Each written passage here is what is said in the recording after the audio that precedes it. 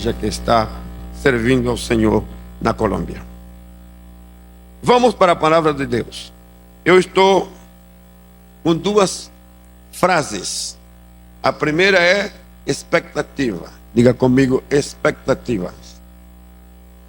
A segunda é o Espírito Santo na minha decisão. O Espírito Santo na minha decisão. Quando em João capítulo 16, versículo 13, Evangelho, Jesus está falando com seus discípulos e está dando a eles instrução. E nessa instrução o Senhor está referindo-se a que ele vai ausentar-se. João Evangelho, capítulo 16, versículo 13.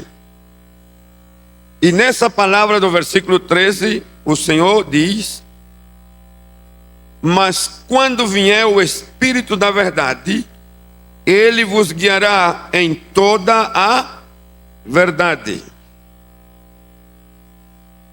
No versículo 12, o Senhor diz: eu tenho muita coisa que dizer, mas vós não podeis suportar agora. Então, a não poder continuar falando com eles, revelando, dando informações, e eles não podiam resistir. O Senhor anuncia a eles que vem o Espírito. E quando o Espírito chega, ele vai guiar a eles em toda a verdade. Disse que ele não falará de si mesmo, mas dirá tudo o que tiver ouvido e vos anunciará o que há de vir. Quando eu leio esta palavra, procuro entender a dificuldade humana frente ao espiritual.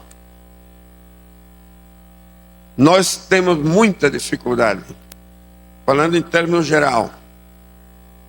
Os discípulos, eles tinham andado com Jesus já um bom tempo. Tinha visto o Senhor operar, fazer milagres, prodígios, sinais.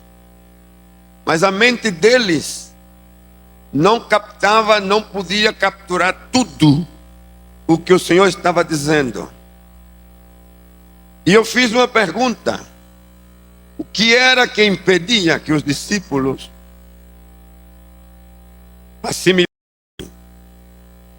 guardassem e pudessem coerentemente fazer ou deixar-se orientar pela palavra que o Senhor estava dando?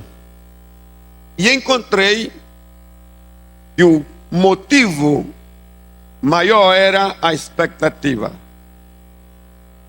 Eles esperavam que algo acontecesse e não estava relacionado com a vida pessoal, não estava relacionado em primeiro plano com a família, senão que estava relacionado com um tema político, um tema nacional.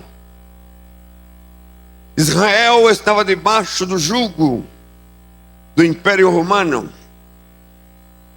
havia perdido a sua identidade, estavam pagando tributos, a nação sentia vergonha, mas o jugo era tão grande que não permitia nem sequer falar contra o imperador, senão que tinha que chamá-lo Senhor, Kyrios. Quando o Senhor Jesus aparece, eles se enchem de esperança, porque a palavra anunciada era que o Messias libertaria Israel. Então, no caminhar, a mente deles estavam fixas aí.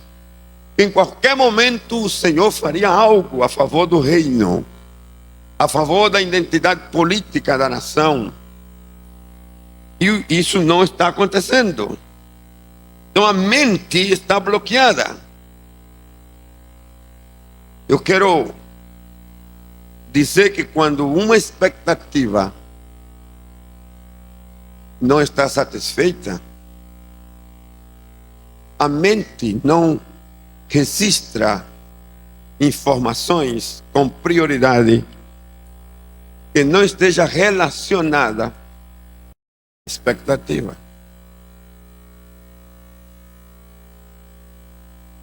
Pode ser bom o que está dizendo, pode ser necessário o que se diz, porém aquele que está recebendo a informação reserva o direito de não tomá-la, de não crer, de não aceitar, ou até de resistir. E o Senhor está encontrando esse problema com os discípulos. Interessante que o Senhor respeita os limites deles, a capacidade de raciocínio, a capacidade de aprender, de aceitar, de receber. E aqui ele diz: tenho muito que vos dizer, mas vós não podeis suportar. Agora não podeis suportar. E então vem o grande anúncio. O Espírito de verdade, ele vem. E quando ele vier, ele vos guiará em toda a verdade. Tremenda provisão. Tremenda provisão. Se a mente não está preparada agora, não limita o projeto de Deus. O Senhor sigue crendo neles e sigue esperando que vai vir um momento em que aquela posição mental seria mudada. E eu creio que esse é o trabalho dele até hoje. Comigo tem sido assim. E eu agradeço muito a que Deus tenha sido paciente comigo. Talvez com você também, mas comigo mais.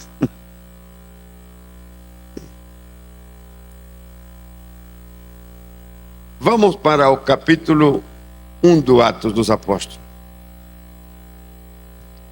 Atos. Eu quero que vocês também me desculpem o português. Porque ontem, eu estava ouvindo o pastor João falar esses dias aqui. Ontem foi. E ele tem muito espanhol ainda. Eu estou pior, viu? Estou chegando assim aí. Qualquer coisa errada, diga, não é que ele não sabe, que é o espanhol que está no meio aí. Nesse capítulo 1 de Atos, já aconteceu muitas coisas. O Senhor sofreu aquela perseguição, logo morre na cruz. Uma crise de fé incrível. Os discípulos ficam num ato de confusão mental pior. Mas logo vem a grande notícia: Jesus ressuscitou. E naturalmente, com a ressurreição de Jesus, novo ânimo. E eles voltam de novo. E o Senhor dá tempo a eles, 40 dias aproximadamente. Permitiu que eles vissem ele, conversou com eles, mostrou o seu corpo, deu ensino. E agora tem uma reunião seleta, uma última reunião. E fala com eles, capítulo 1, verso 4. E em certa ocasião, estando comendo com eles, ordenou-lhes: não vos ausenteis de Jerusalém, mas esperais a promessa do Pai, a qual disse ele: de mim ouvistes. Pois João batizou com água, mas vós sereis batizados com o Espírito Santo, não muito depois destes dias. Uma notícia, uma informação, é um grupo pequeno, é uma reunião íntima, porém com uma informação extraordinária e sustentada na história e na palavra profética. Note qual é a reação dos discípulos. A reação deles foi: naqueles que se havia reunido perguntaram: Senhor, restaurarás tu neste tempo o reino a Israel?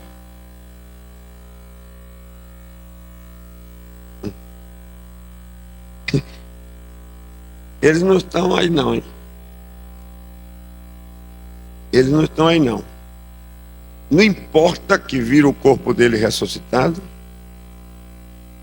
não importa que viram ele comer, e ele mesmo um dia preparou comida e na praia esperou eles com peixe. Eles viram o milagre, eles não pescaram nada.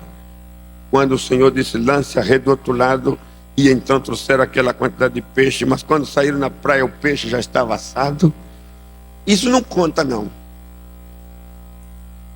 Escute, se a sua mente está ocupada com outra coisa, pode haver os milagres mais extraordinários. Você não guarda não. Eles não guardaram não. Estou trazendo já de uma vez para nós, né? Eles não guardaram. E eu creio que é a mesma posição. Nós temos problema também para guardar. Por quê? Porque o que eu espero não está acontecendo. O que eu quero não se está dando. E ainda que tudo que estava passando é bom, não me interessa tanto.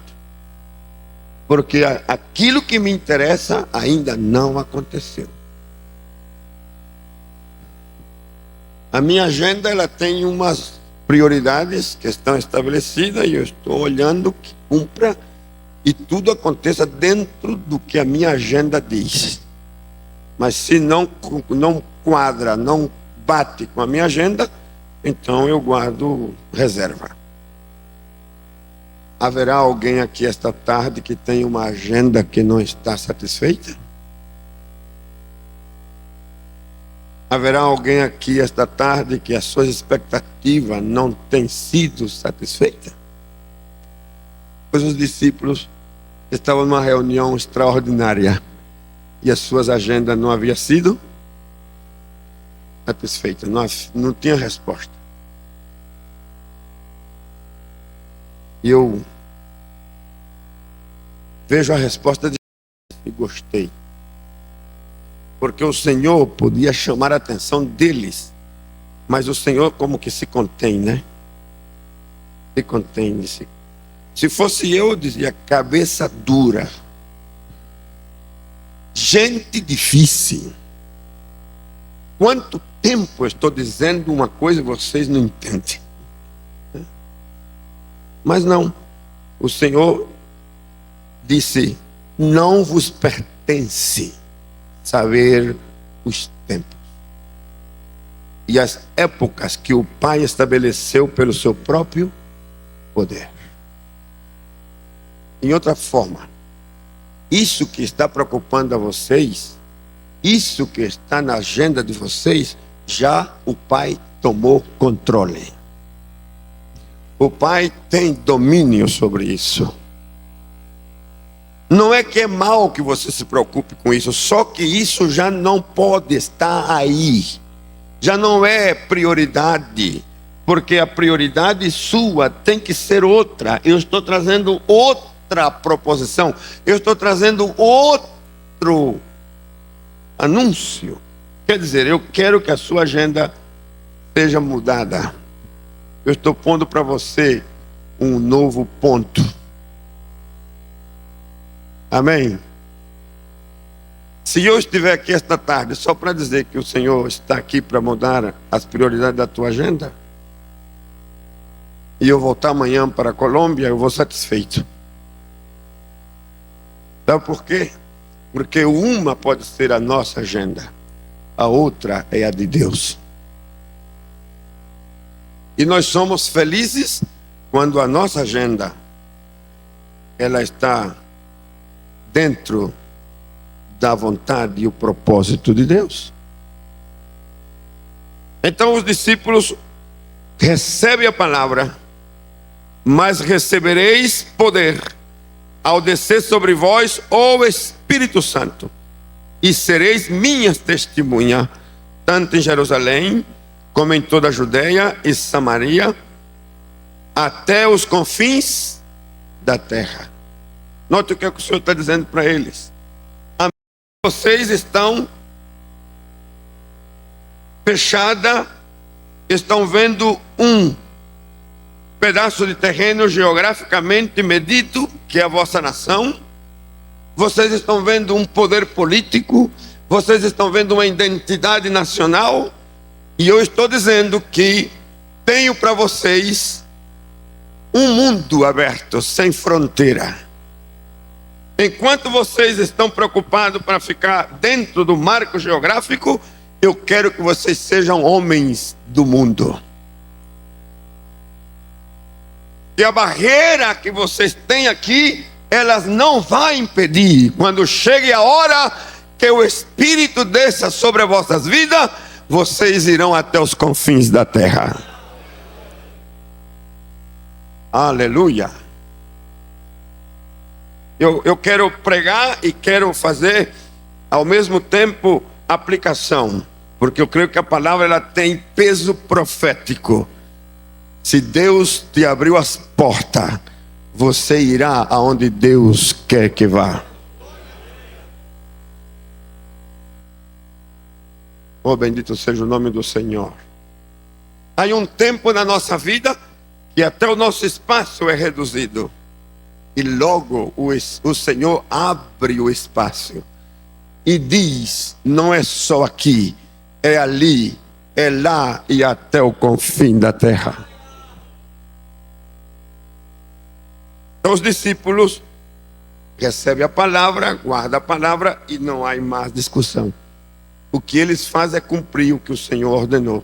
Vão para o aposento alto e ali recebe essa extraordinária, esses dias de festa, que se chama Pentecostes. Capítulo 2. Cumprindo-se o dia de Pentecostes, estavam todos. Quantos?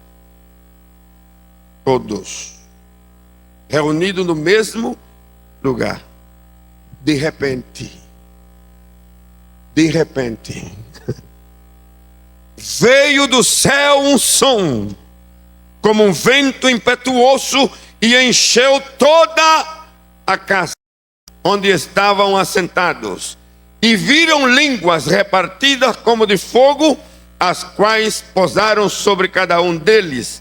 Todos, de novo a palavra, todos foram cheios do Espírito Santo e começaram a falar em outras línguas, conforme o Espírito Santo lhes concedia que falassem.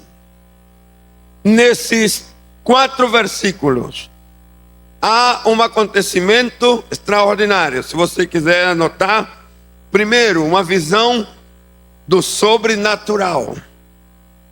Era uma experiência pessoal. Eles ouviram, eles viram e eles sentiram e falaram uma língua que nunca tinham falado. Era uma experiência pessoal.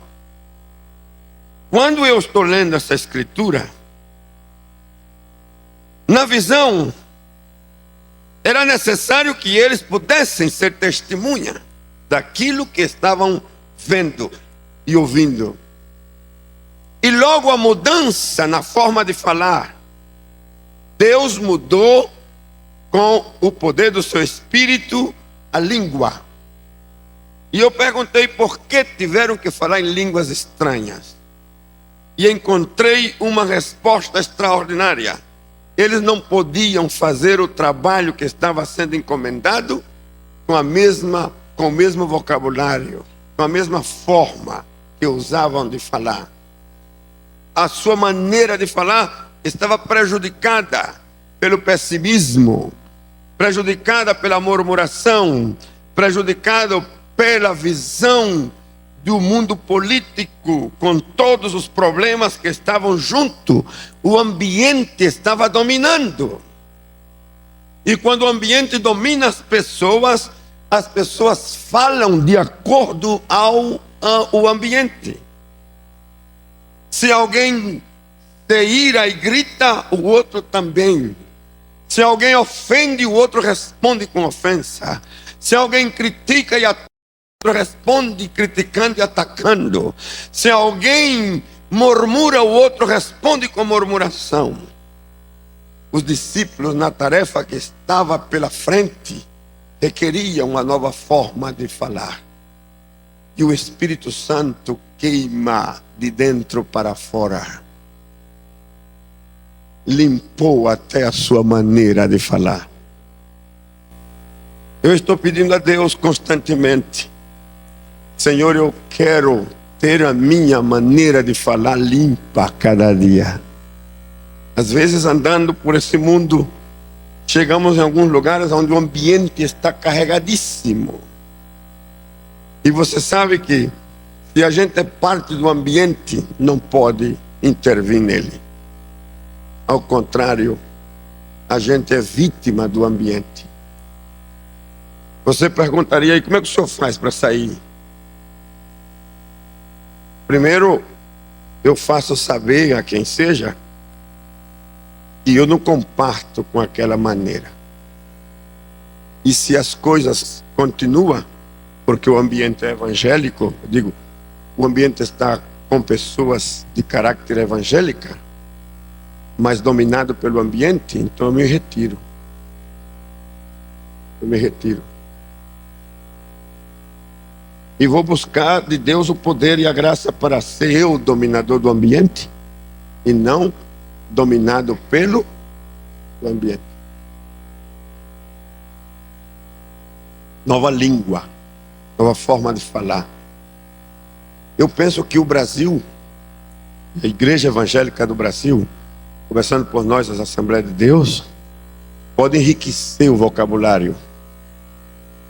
Disse que podemos enriquecer o vocabulário falando o idioma do Espírito. Quantos querem permitir que o Espírito encha a sua vida? Oh, glória a Deus. Glória a Deus. É tão bom. Outro dia estava num momento de luta, falando da Colômbia, aquele aperto grande lá de perseguição de tudo. E de repente comecei sentindo no meu espírito um canto.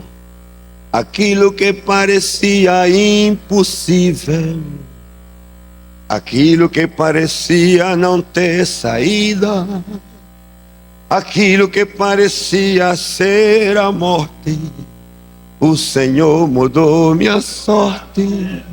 Sou um milagre e estou aqui. Usa-me, eu sou um milagre. Usa-me, eu estou aqui. Usa-me, eu sou a tua imagem.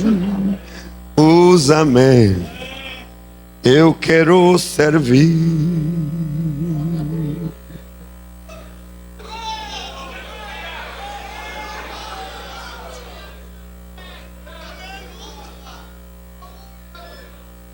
Quando o Espírito está dentro, tomando o controle, você não vai ceder, não.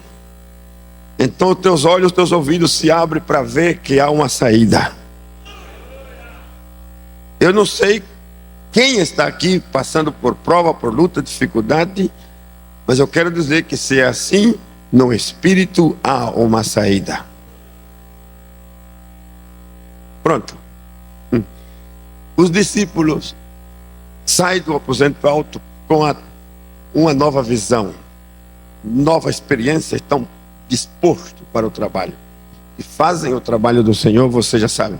Porém, eu quero que vá comigo no capítulo 16 de Atos. Já o Espírito guiando a igreja. Vai guiando, vai orientando. E chega o momento das decisões. A agenda foi mudada. Cada quem entende o propósito, deixa o seu pelo do Senhor. Não é o que os deles não tinha valor, só que não era o mais importante. Quando o de Deus é mais importante, o nosso desce para o lugar correto e o Senhor toma conta. Eu disse que o Senhor toma conta. Aleluia, eu quero voltar a dizer: o Senhor toma conta. E volto a dizer: o Senhor toma conta. Não importa do que seja, Ele toma conta. Estou me lembrando que no ano 68, eu propus a minha esposa para construir uma casa. Construir uma casa. Estávamos recém-casados, 2 anos de casado.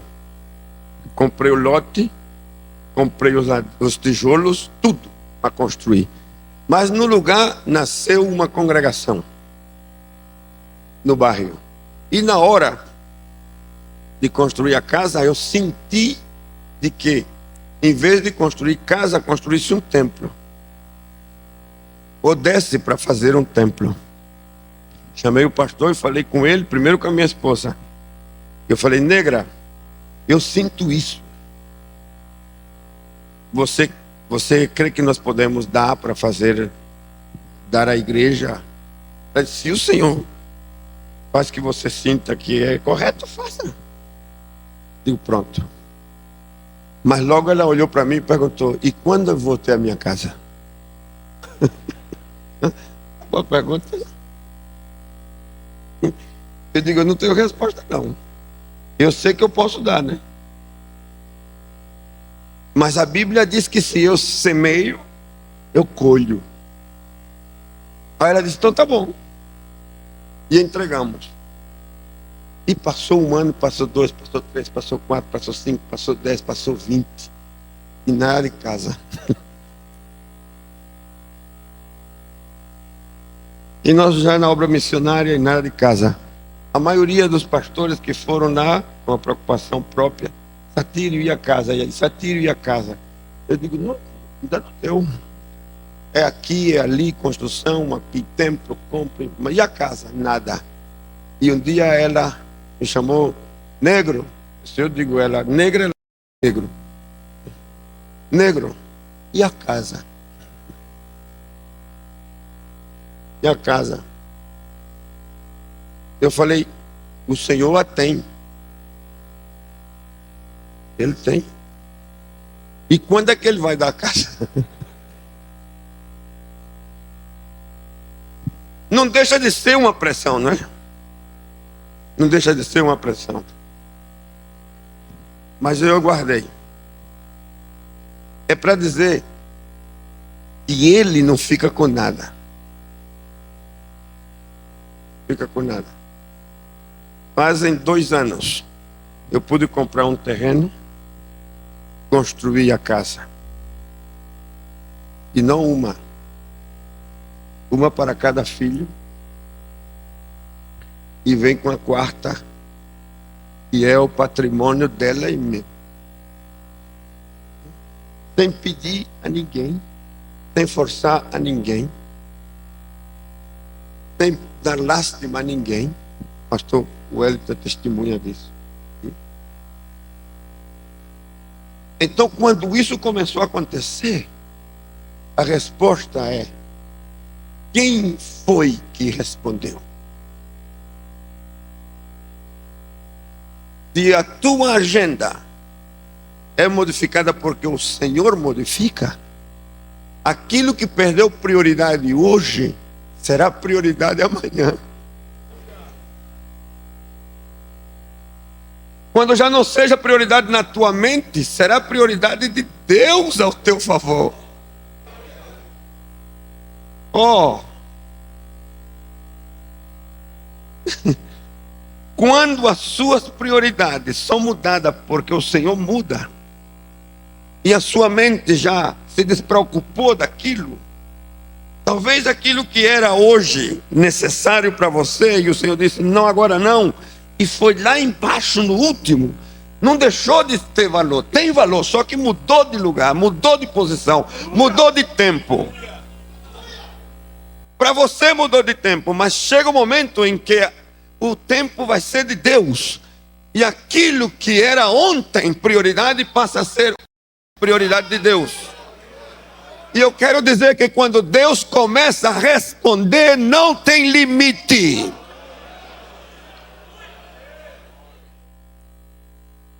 Aleluia!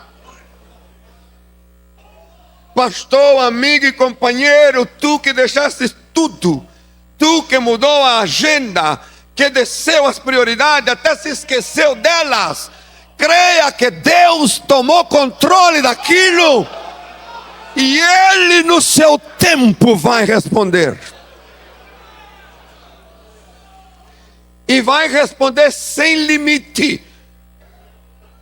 Quando começou a acontecer as coisas, eu me animei tanto e falei para a negra, eu digo, negra, já começou Deus responder. E eu disse, vamos fazer ao contrário. Como era? Primeiro para os filhos, porque a Bíblia diz que os filhos não deixam nada para os pais, não. São os pais que deixam para os filhos. Então vamos fazer isso? E ela me olhou e disse, está certo. Em 2 anos, uma para cada um. Em 2 anos, a nossa. Quando Jeremias recebeu a ordem de comprar a casa, a propriedade, você se lembra isso? Capítulo 32, né? Jeremias, que é o versículo 15, 16. Quando dá a ordem, ele compra. E quando ele compra, então vem a palavra do Senhor e diz, ainda nesta terra, tempo de cativeiro, tempo de perseguição, tempo de pobreza, tempo de ruína, nesse tempo se comprará casa, se comprará herdade e se comprará vinha. 3 níveis de economia. A casa é o patrimônio para abrigar a família, a herdade que é para os filhos. E sabe o que eu encontrei? Que essa herdade não se deve dar ou esperar morrer para os filhos brigar para receber, não. O pai, crente, fiel, servidor de Deus, falando de nós, deve soltar as coisas a tempo. A tempo. O que é deles é deles. Dê. Que cada quem tenha o que é seu da sua parte. Eu sou bem-aventurado porque tenho 3. Se fosse 6, estaria trabalhando para outras 3. E os que têm mais de 6, não tenha temor. O Deus que dá 1 dá 3. E o Deus que dá 3 dá 4. E o Deus que dá 4 dá 6. Ele é Deus de toda a provisão. Então, quando Jeremias recebe essa palavra, disponha a escritura numa vasilha e guarde, porque essa palavra tem cumprimento. Eu não sei se esta tarde eu estou sendo profeta para dizer que chegou o tempo em que a tua casa vem. Chegou o tempo em que a tua herdade vem. Chega o tempo em que a tua vinha também vem. Capacidade de investimento, capacidade de reprodução financeira, sem que tenha que depender do saláriozinho que tem que receber cada mês. O Deus que dá a provisão. Então, quando eu fui falar com Deus, a palavra foi essa: eu sou Deus de toda a riqueza do céu e da terra. Eu sou Deus da recompensa.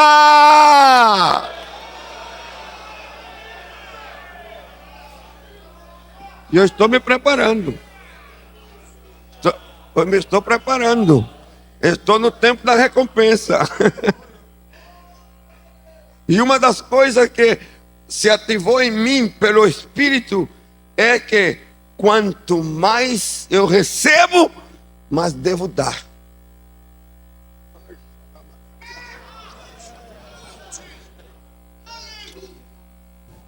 E quanto mais eu dou, mais eu recebo.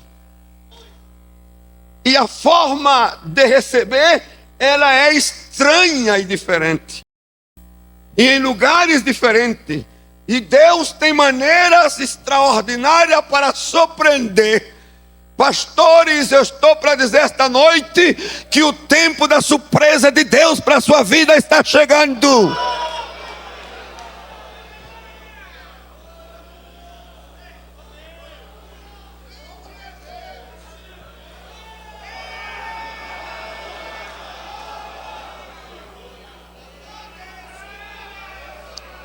Aleluia!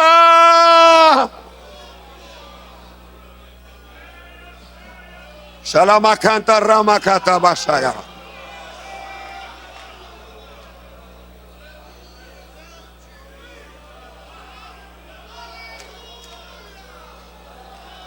Aleluia.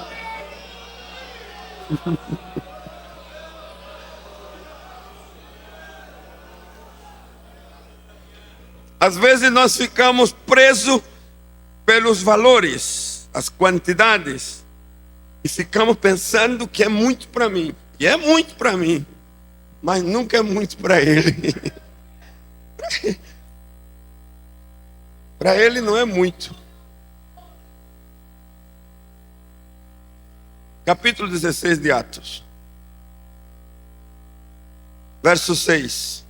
Paulo está fazendo um trabalho. Ele vai visitando as igrejas, vai fundando igreja e fortalecendo na fé os crentes. No versículo 6, passando pela Frígia e pela província da Galácia, foram impedidos pelo Espírito Santo. Quem impediu? O Espírito Santo. De anunciar a palavra na Ásia. Quando chegaram a Mísia, tentavam ir para a Bitínia, mas o Espírito Santo não lhe permitiu. Tendo passado pela Mísia, desceram a Troade. Incrível. Se a palavra é prega em todo lugar, ele está correto ou não está correto? Ele vai fazendo o que tem que fazer. Só que quando ele chega num lugar que tem que avançar mais assim a Ásia, o Espírito aparece e diz: não, para frente não. Mas para frente não. Mas como é próprio da nossa mente, que se não é por aqui, é por aqui. Só que está dentro do mesmo perímetro. E o Espírito disse: não, por aí não. Então, ele se desativa como tendo uma confusão, se desativa.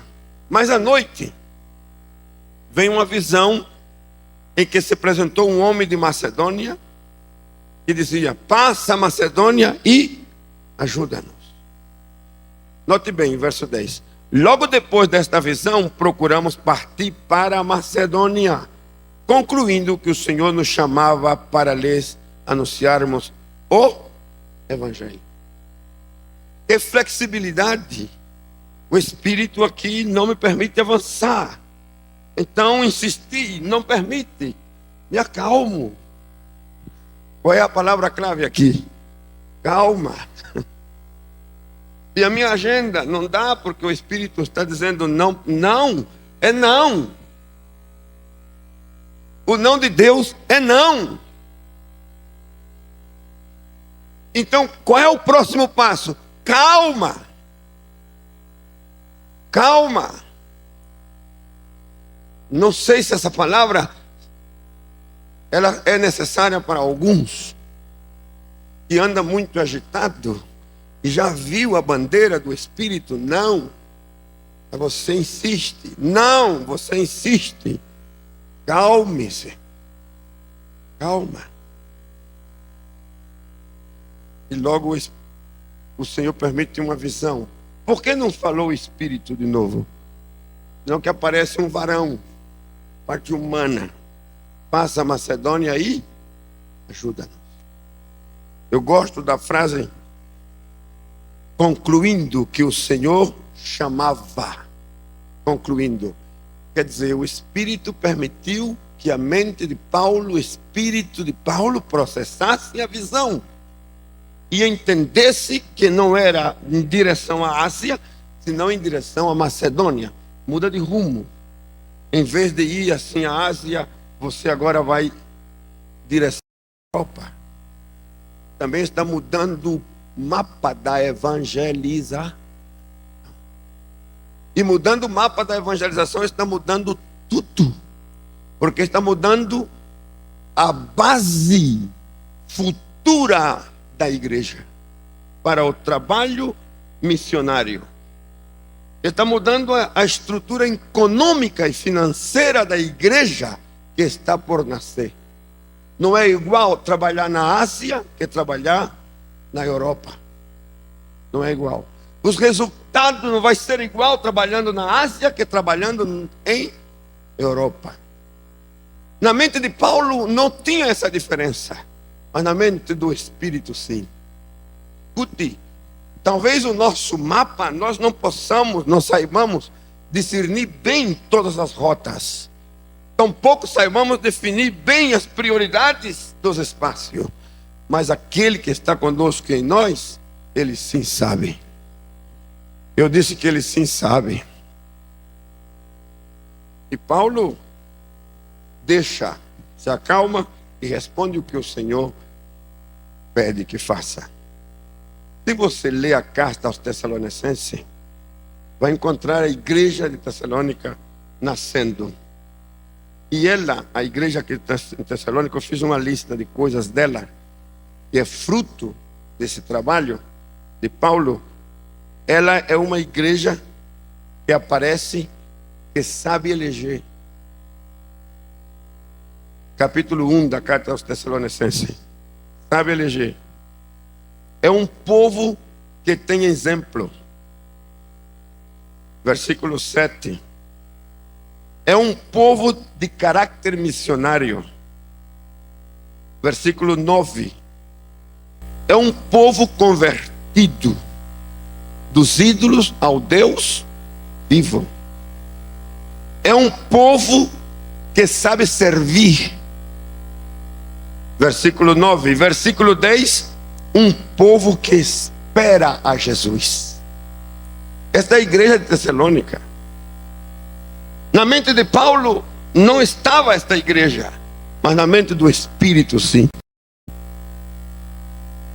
Seremos felizes se nas nossas decisões nós damos lugar ao Espírito. Termino dizendo: estou experimentando os melhores dias do meu ministério por causa da presença do Espírito. Aleluia.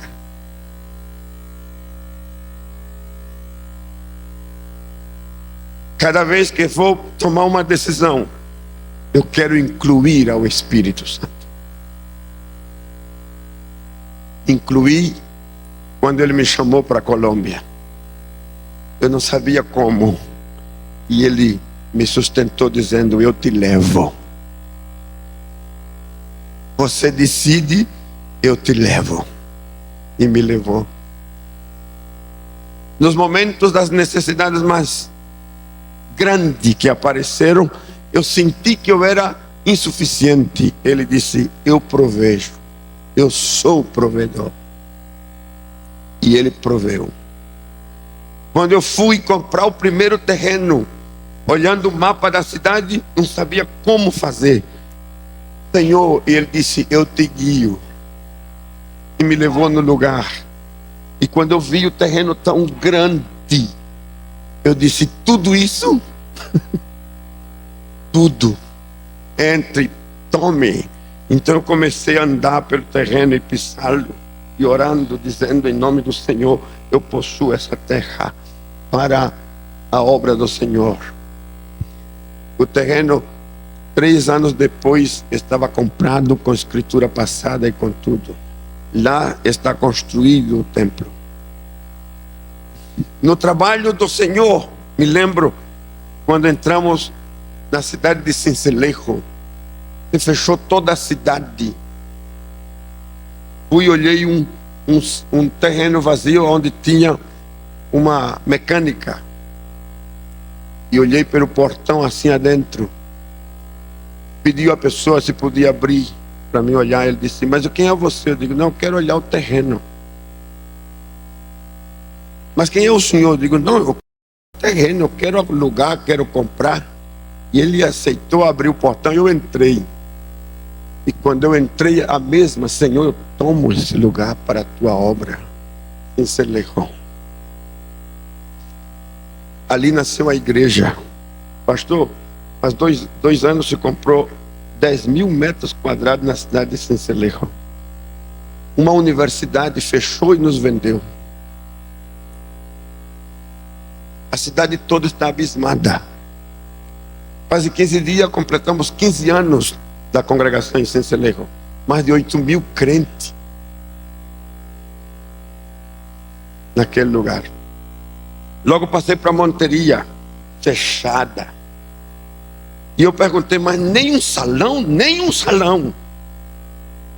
Mas leve para quê? Busquemos cinema, clube, o que seja. E finalmente me levaram num clube grande. Quando a porta fechada, tinha mudado para outro lugar. O rapaz falou, se o senhor não traz uma carta, não traz uma ordem, o senhor não entra. Eu, não, mas eu só venho olhar. Ele disse, eu vou abrir em 5 minutos. Eu digo, mas dá 1. O que eu quero é entrar. Porque eu tenho ordem no Espírito que entre. Mas ele abriu o portão e eu entrei. E quando entramos, demos a volta. E eu ia orando. Depois fui buscar o homem e ele não me atendeu. 2 dias e não me atendeu. O Espírito Santo inquieto, eu sentia o Espírito, fala com ele, fala com ele. Esgotou o tempo e não pude falar com ele. Já estava no aeroporto. E antes de sair, entrei no banheiro. Olhei no banheiro, não tinha ninguém. Levantei a minha voz e dei um grito. O nome do homem é Victor. Eu falei, Dom Victor! Atenda o telefone em nome de Jesus. Eu pensei, ninguém no banheiro. Alguém gritou lá dentro lá. O quê? E eu saí. O telefone ainda era desse telefone de... Pus a moeda e chamei o número de novo. E quando levantou o telefone era Dom Victor. Voz de homem, eu disse, Dom Victor, sim, a ordem, as suas ordens. Disse, Dom Victor, eu sou José Satírio dos Santos. Quem é você? Dei o nome de novo. Quero negociar com o senhor o clube. Para quê? Eu digo, para uma obra de Deus. Deus tem um propósito com esse lugar. Marcamos o encontro. Falei com ele. Pois toda a dificuldade que você possa pensar. No final entregou a chave. Sem contrato. Sem assinar nenhum papel. A igreja de Monteria está no mesmo lugar. Já leva 13 anos. Queridos, deixe que o Espírito entre a funcionar nas suas decisões.